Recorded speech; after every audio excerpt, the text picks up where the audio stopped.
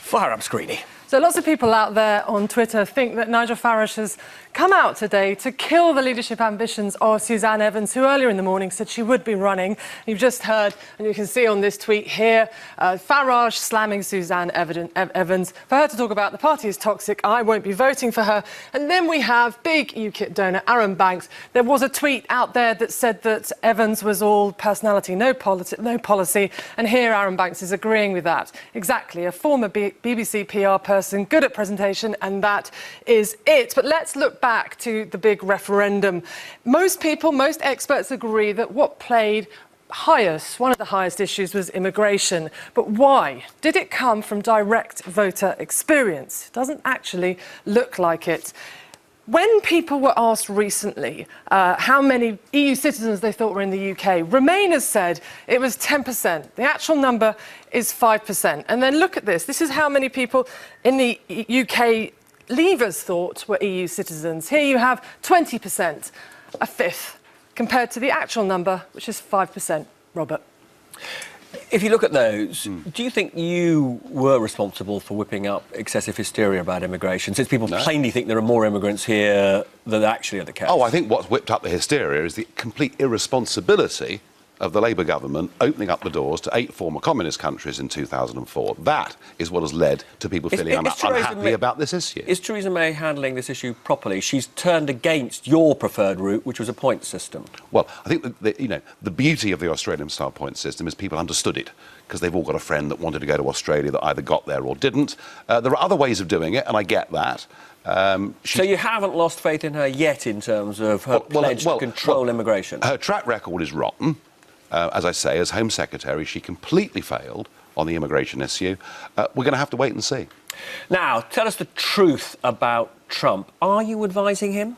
Well, the truth is that I went to Cleveland to the Republican convention as part of my getting my life back strategy, having resigned as UKIP leader, and I was just stunned by how big Brexit was over there. Not just amongst the delegates, but just ordinary folk you met in the streets wanted to talk about Brexit and what it meant. Yep. And some thought it was brilliant and some thought we were crazy. Did you have any opportunity to talk to him this time? I happened to be invited to go to Mississippi by the governor of Mississippi to talk about Brexit and what were the crossovers, what were the parallels with the American elections, and just by happenstance, coincidence, finished up meeting Trump, going on the stage with him. I haven't endorsed him as a candidate. I don't agree with everything he says, but I do think in terms of direction of travel, he's right on several big issues. Do you believe these allegations that he abused women?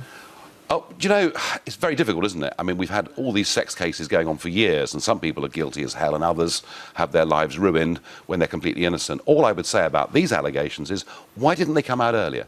Why did we hear none of this during the primaries over the course of the last couple of years? I don't know any more than you do what the truth of it is, but I find the timing of it really quite strange. So you haven't decided to distance yourself from him as a result of these allegations? Well, I agree with the direction of travel that Trump is trying to take America in.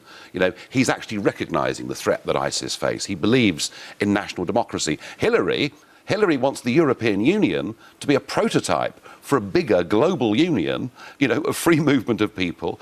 So no, of course, I could never support her in a month of Sundays. Can he win? 2.5 weeks ago, if you'd asked me that question, I'd have said to you, there are shy Trump voters, there are non-voters, like with Brexit, who are going to turn out, who the pollsters aren't picking. I thought 2.5 weeks ago he would win. I think the Bush tapes have really damaged him. And at the moment he's behind.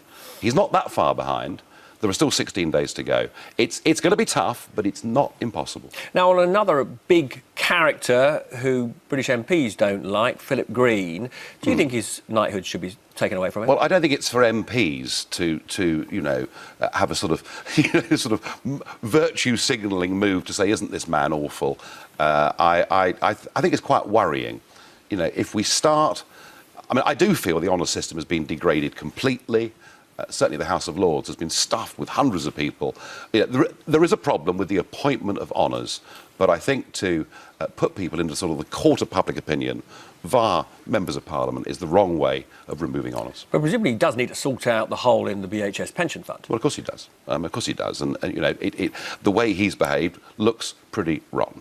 Now, finally, who will you be backing to replace you?